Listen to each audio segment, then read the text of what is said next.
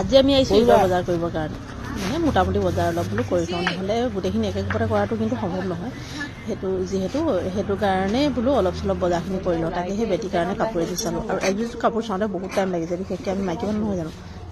আৰু বেটিৰ কাৰণে কাপোৰ চাওঁতে লগতে বোলো মোৰ কাৰণেও লগতে মোৰ কাৰণেও লৈ ল'লোঁ আৰু তাৰপিছত মাকে যিকে লৈ ল'লোঁ বাপকনো কেলৈ এৰিলোঁ তাৰপৰা বাপকৰ কাৰণে সেই অলপ চলপকৈ কাপোৰ লৈ ল'লোঁ সংসাৰৰ বজাৰখিনি আছেই বাৰু তাৰপিছতে আকৌ বেটি উৎপাত এইফালে চশমা ল'ব লাগে কিবা ল'ব লাগে পেলাই অৱস্থা সেইকাৰণে সকলোৱে চশমা এখনো লৈ লৈছোঁ আৰু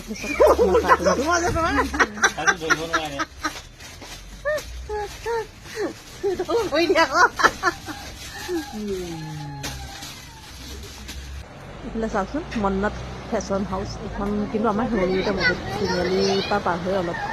লেফ্ট ছাইডে খোলা আছে এইখনত কিন্তু বজাৰ কৰিলে মানে খুব মানে কম প্ৰাইজত বস্তু পোৱা যায় আৰু